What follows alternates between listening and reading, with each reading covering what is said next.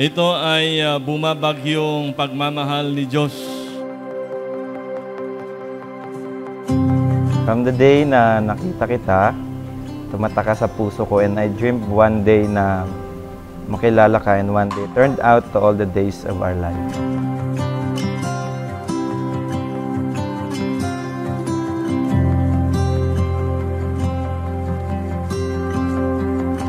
I've been searching my whole life for you. Nung nakita ko siya, hindi ko siya kilala. Pero magkasama na kami sa mga pictures, nang naging kami na. Tapos binabalik-balikan namin yung mga picture na magkasama kami.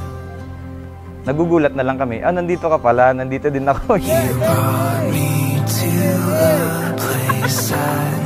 Sila po ay tumawid ng dagat para po sa kasalang ito. Every moment still a mystery. Today, I thank God for this moment. Madaming nagdadoubt sa atin nagsisimula tayo. Pero we're here standing in front of our parents, family, friends, and in front of God.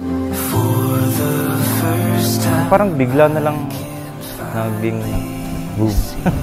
Siya na pala yung binigay ni Lord. And in marriage, takes three. Not only two persons that join hearts together, the man, the wife, and God. Thank you for this day. Thank you for this wonderful time, Panginoon, na pinagkalab. Importante din yan na pinagpe-pray talaga din yung magiging partner.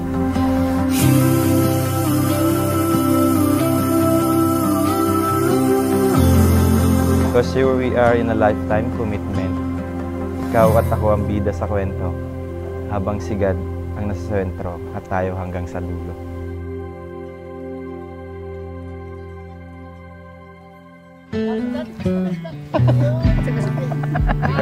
Si Lia kasi may karakteristik na kung wala ako, meron siya.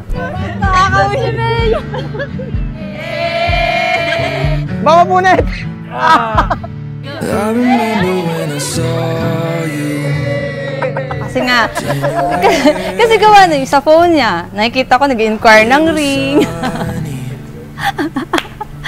Not a cloud inside. I remember in the meeting. Hindi ko alam kung maiiyak ba ako. Mamaya. Hindi ko pa naisip. Well, I was falling for those big brown eyes. The door was closed. Ay, wala pa ba yun? With emotions na. You felt like home. Siya yung unang anak ko. Oh, umiiyak ka na agad? Hindi. Where we stand, holding hands until they bury us. Walk the streets of Gettysburg by. Pero alam ko na kasi may mga nagdi-deliver na nun sa may mga pa-parcel na siya. Where we watch the streams, talked about the world around us. Get it up! About Jesus, how we both felt. This was meant to be. Mabilis na naman ako mapasaya. So sa mga small gestures na gano'n na, tara, alis tayo. You opened the window. You felt like home. Each word and conversation led us to where we stand, holding hands until they bury us. Hello, my friend, we meet again. Love sa family. Kasi isa yun pag mahal niya yung family niya, bakit hindi niya magagawa yun sa magiging future family niya?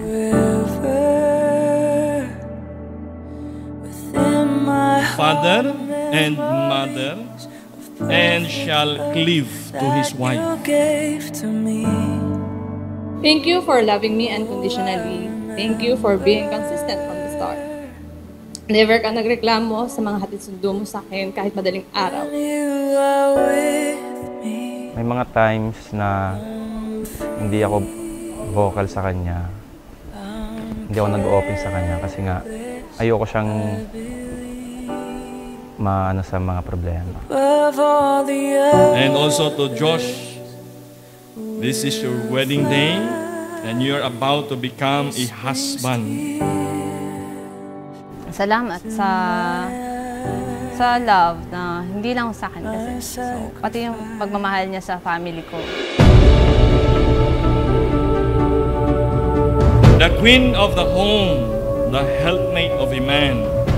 And today you are about to fulfill that purpose for which God made a woman. Thank you for not giving up on me. Alam kong kulang ang salitang sorry at salamat.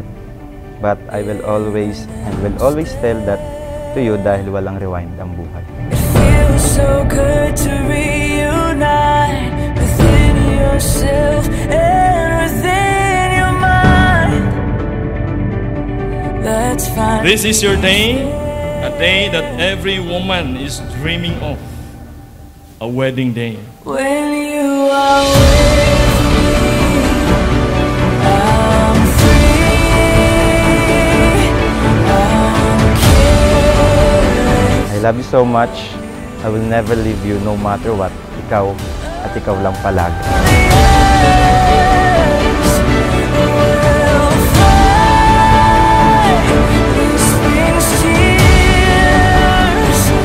Love your wife as Christ loved, protect, and provide for His church. Siguro darating ang time na mapapagod tayo, pero hindi tayo susuko at babalikan natin ang araw na ito na ikaw at ako ay nanumpa sa harap ng Diyos. Nandito lang ako sa Kanya, sumusuporta at laging mamahalin araw-araw.